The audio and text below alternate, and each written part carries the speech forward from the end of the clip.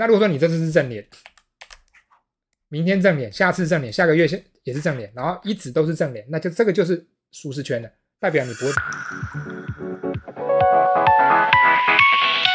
好了，葉靈，這是一個甜點擬人嘛？那因為我這改紅鍵給你看一下哈，來3、2、1，看到了嗎？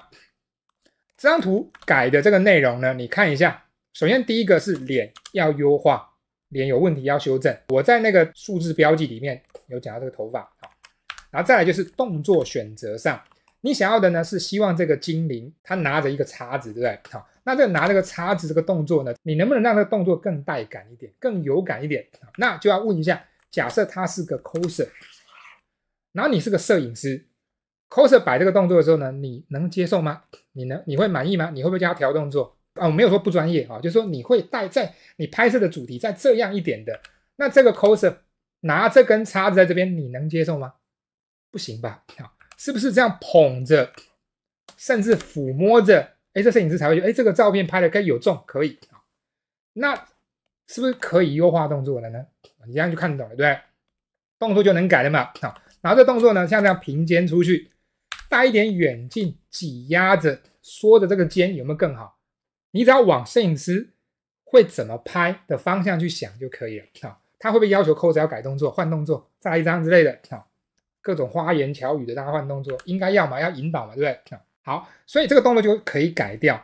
只是原本這樣去畫正確也價值不大，就是我們把這個手的長度改好，然後呢這些結構都加上去，對你這樣子來講的那個價值不會加分到哪，只是比較正確。那所以呢，你這樣需要調整什麼呢？調整動作的選項，把動作選項就換掉。那再來呢，我後來還有改掉，就是這個裙子。這個裙我猜你是要畫蓬裙跟轉折的，我猜你是要這麼做的，是吧？可是呢，現在目前畫技限制，所以呢，你很多地方該蓬不起來，只能走外圍大輪廓。那你要逼自己能這樣轉，最卡死你的可能是中間這個線。這個呢就要用非常短的轉彎，很短的轉彎去表現。本來視覺上它就是重疊嘛，要逼自己能夠做到這個，這個要逼出來的。它也不會是一個練習、兩個練習就可以，它要畫很多遍。好，然後再來呢，有改了這個叉子的角度，有看到嗎？這叉子呢，你畫成絕對正面，這個不行。然後這個呢，這也不行。要逼自己畫成斜側方，然後到底下這個。畫成斜側方，你要做到這件事情，因為這叫立體遠近，在很多地方都能夠暴露這個問題出來。好，那我們來看一下，來，首先一的部分呢，講的是臉的話呢，就看你這個眼睛、鼻子、嘴巴的位置呢，嘴巴是要大改的，往上提，然後要把下巴表現好，然後兩個眼睛也可以再優化一點點，看一下。好，然後2的話呢，講的是頭髮，來，你的頭髮的走向是有問題的。對你來講，你可能就是勾勾勾勾勾勾這樣，好，那但是你這個立體感表現是不太夠的，像這樣子會比較好，好，你自己看一下，就對你來講這些線，太死板了，明明都是弧線，為什麼叫做死板？因為弧度都差不多，我真的這樣描一下，是不是弧度很像？那這樣畫這個髮型是不會真正豐富的，它只是重複而已，所以你要讓自己有辦法畫比較緩的形狀。再加上捲的形狀，這樣搭配它才會很多層次，對吧？好，再來注意一下頭上這個頭飾，這還好，這小地方哈，就是對稱度有一點不夠，張開一點會比較好。好，然後下一個3、4是剛剛講的，就動作重改。這動作本身，文字描述上你畫的跟我畫的差不多一個動作，但是呢，我們可以透過細微的改動，像這樣透過擠，然後透過身體有一點遠近重疊。這樣讓動作有點那種瑟縮着的感覺，然後再抓着這一根叉子，你讓它有一點撫摸，不是很好嗎？攝影師就開心了，觀眾也開心了，又見了嘛，是不是？好，當你這樣要拿不拿的，這個跟畫技關聯是不大的，這就是一個選項，你選擇了一個無法加分的選項。好，然後再來呢，蓬裙這個要練，好，不能只是一個緩弧度要來解決，你怎麼樣都要畫出轉折。這個轉折不是皺褶轉折，這是外輪廓立體轉折，你要畫得出來。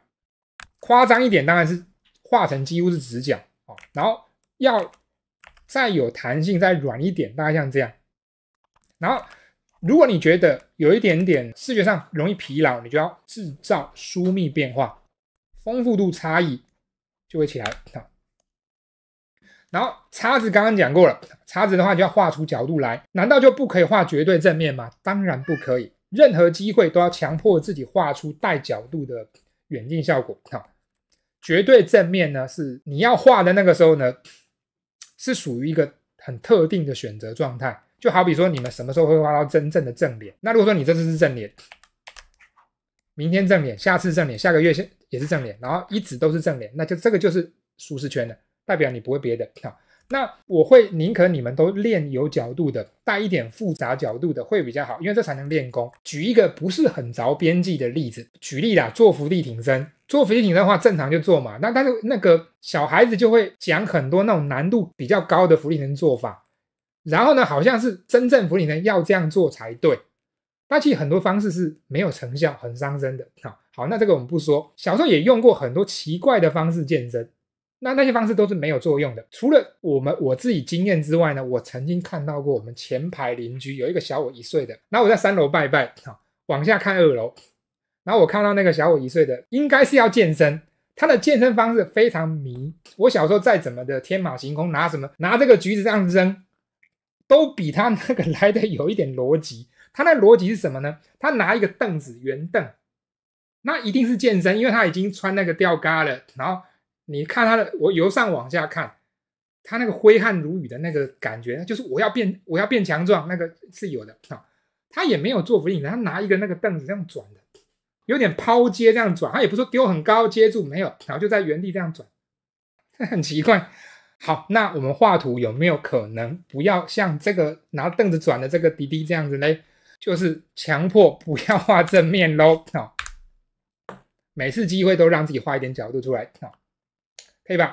好，來，最後頭髮的這邊的處理呢，你做了很多弧度，但是就沒有真正認真核心的立體轉折。這個叫轉折，記得嗎？有外有內，有外有內，這個轉折要有。所以你只是輪廓有弧度是不夠的，這要逼自己練起來。大概沒有哪個環節是可以順順的畫，然後1個月後就會了的，沒有那種都要有一種衝擊提醒，然後甚至要有點羞愧啊，我怎麼會畫成這樣？你都要有這種情緒，才會有進步的這個自覺。不然的話，你想要像走那種很緩的山路這樣上山，那是不可能的。現在繪圖這個生涯，你要把它想的都在攀岩。